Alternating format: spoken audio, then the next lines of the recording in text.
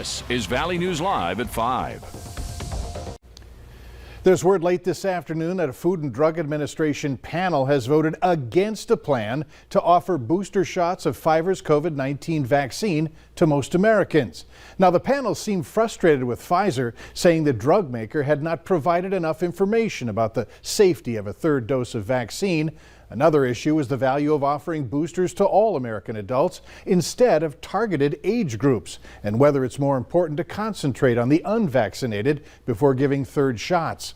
Panel members say the vaccines appear to offer excellent protection against severe disease and hospitalization months after the final dose. We're committed to focusing on the science and will drive our decision-making and will carefully consider those data in the context of the clear and obvious public health need to continue slowing the spread of COVID-19.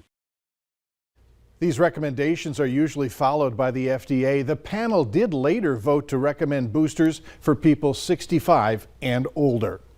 Meanwhile, North Dakota is one of the states that are threatening to sue the federal government over vaccines. 24 Republican attorneys general signed a letter threatening legal action over the president's sweeping vaccine mandates. The letter is aimed primarily at Biden's use of the Occupational Safety and Health Act, which is the tool he used to mandate the vaccine for people employed in the private sector.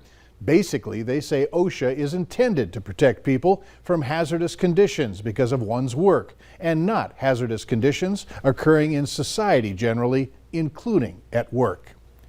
Keeping kids in school, that's the goal of providing on-site COVID-19 rapid tests for staff and students in Fargo schools.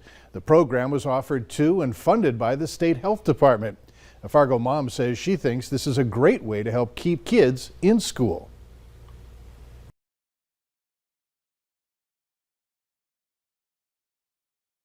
Make it easy on everybody to keep kids safe. No word on when the program kicks off, but we'll have more on this story tonight on Valley News Live at 6. Just as forecasted, temps dropped a bit today, making you wonder what to expect for tonight. Let's get the latest from our chief meteorologist, Hutch Johnson. Hutch? Mike, thanks so much, and good evening, everyone. We've made it to Friday. Temperatures are on the cool side, but still bearable. Take that blanket or light jacket with you if you're heading out to watch your team and cheer them on in football tonight. The wind should be settling down, but the temperatures will fall fairly quickly as well, because what we have in place is a cool air mass and a dry one. Now, the warmest weather down to the south, where we're near 70 degrees, but look at this, low 60s in Bemidji and mid 60s along the international border for this evening. Any wind at all will make it feel a little on the cool side right now. Those winds between 5 and 15 miles per hour. The wind will continue to subside and slowly change direction during the overnight hours. We're quickly going to lose those near 70 degree readings and be quickly into the 50s so this evening, and then tomorrow morning will be chilly for some. More on that in a minute. Right now, Grand Forks, I expect a few high clouds, south winds by morning, and temperatures falling into the 40s for some. We'll have a look at some warmer weather ahead, and we'll talk about that chance of rain in your forecast as well, Mike, here in a moment. All right, look forward to that. Thanks, Hutch. New tonight at 5, a woman is left with stitches and a neighborhood shaken up after a South Fargo dog attack last night. It happened in the 1300 block of 32nd Street South after police say a pit bull attacked a 6-year-old Shih Tzu unprovoked. Police say the woman is doing all right after trying to break the fight up and was injured. Today, a local dog trainer is offering guidance and warnings. Valley News Team's crime and safety reporter Bailey Hurley has our story. Take it from Bailey Stickney, someone who walks and trains dogs every day. The best way to get out of a dog fight is to prevent one from ever happening, which means you might have to be a little more prepared next time you head out with one of your four-legged friends. I don't want to be texting, looking at Facebook, any of those things, because I want all of my senses waiting for danger. One of the things Stickney says she always has on her is an umbrella. I would always try to tie up my dog if I can, but opening this umbrella gives you some sort of guard for you and your dog. And Stickney says if you're being approached by a rogue dog that doesn't seem dangerous, distraction is key, using treats or a toy. Throw the ball to the dog and they'll be like, "That's awesome." And then we've de-escalated the situation before the dog ever gets up to me and the dog that I'm walking. She says even if you think it'll never happen to you or that you have a well-behaved dog, Stickney says they should never be off leash, saying there's just too many what ifs to risk it. What a lot of people don't realize is that if your neighbor's walking by and maybe their dog is a little anxious, your dog actually can read that on that dog, and they might go, even if they're usually very good, your dog might leave. And while she understands the instinct is to try and break up a dog fight, there are no guarantees you won't get injured yourself. Bailey Hurley, Valley News Live. Last night's attack is still under police investigation, and if charged, could result in a $200 fine for the owner. Fargo police also remind you of Fargo's leash laws, saying those found in violation can face a $50 ticket. Now tonight on Valley News Live at 10, we invite you to join us. You'll hear from the woman that was attacked last night by the pit bull. A disturbing situation for a Fargo girl who was walking home from school when a man exposed himself to her. It happened Wednesday on 44th Avenue South, just a few blocks east of Osgood Elementary and a couple of blocks west of Kennedy Elementary. The girl described the man as being tall and skinny, wearing a hooded sweatshirt, baseball hat, and jeans. He was standing by a newer dark blue Chevy Silverado. Police say they don't have any suspects at this time. Two people are facing several charges, including resisting arrest after a chase along Highway 2 this morning. Authorities pulled a car over and found that the driver had a suspended license. While troopers were dealing with Devin Wynn, they say a passenger, Cheyenne Seminole, drove the vehicle away. Eventually, she would be taken into custody and is now facing several drug charges relating to that and also in assaulting a police officer. Wynn was also charged with drug and paraphernalia possession. The U.S. military admitted today that a drone strike that initially claimed to have knocked out an ISIS-K threat actually killed innocent Afghan civilians instead. Officials now say that as many as 10 people, including up to 7 children, were tragically killed.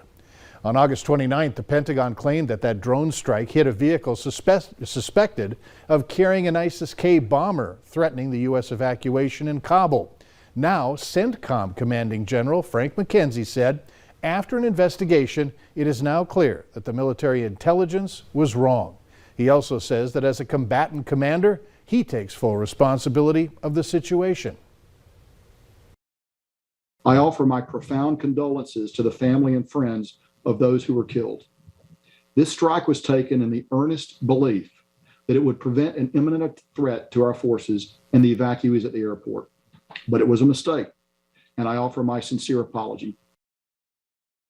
The Pentagon is considering making reparation payments to the families of the victims, but military officials acknowledge that may be challenging since there are no longer U.S. resources on the ground in Afghanistan. Meanwhile, evacuees from Afghanistan will be arriving in Fargo soon. North Dakota Human Services confirmed that 49 of the 37,000 evacuees will be settled through the Afghan Placement and Assistance Program. The department adds that these individuals went through a rigorous vetting process, which included the FBI, health screenings, COVID-19 vaccination, and work authorizations. Security is high around the U.S. Capitol before tomorrow's far-right rally in support of people arrested for storming the Capitol on January 6th. While the rally isn't expected to be very large by Washington standards, it's the first large-scale security test since the Capitol siege, and officials say they're ready. Alice Barr reports from the Capitol with the latest. The U.S. Capitol today has all the appearance of a well-guarded fortress. A 7-foot-tall steel fence now encircling the grounds, a heavy police presence, and new security cameras scattered over the property. We're not taking any chances. It's all in preparation for tomorrow's rally in support of people arrested during the January 6th Capitol siege. Capitol Police determined to prevent a repeat of anything close to that deadly day, and eager to demonstrate changes they've made to better respond and to identify threats. We have dramatically changed the way that we process and share intelligence. Investigators say there have been some threats of violence for tomorrow's event. We would be foolish not to take seriously the intelligence that we have. The event organizer, a former Trump campaign aide, insists it will be 100% peaceful. He's expecting around 700 people to rally for those charged on January 6th, who he claims were not violent. We are prepared to have a peaceful exercise of our First Amendment rights.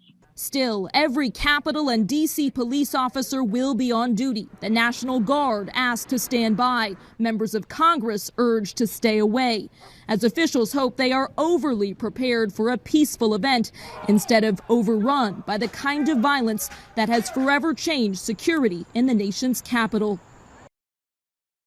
And security officials say attendance may be actually lower than originally anticipated. And if all goes well, the fence surrounding the Capitol will be down shortly after tomorrow's event. It appears former Vice President Mike Pence might throw his hat in the ring for a White House run. Pence is adding staffers for his brand new office in downtown Washington. Top aides to Pence say that the Indiana Republican has doubled his team to about 20 people this summer. All moves signaling he may be considering a presidential run in 2024. Later on Valley News Live at 5, annual flu shots are becoming available. Details on that and what health experts are urging you to consider. Well, if you're heading outdoors this evening, we're already in the low 60s in central Minnesota, holding on to near 70 in the Southern Valley. Beautiful but warm and windy weather this weekend. Could be a good one to get out and see some fall colors as well. Your forecast is next.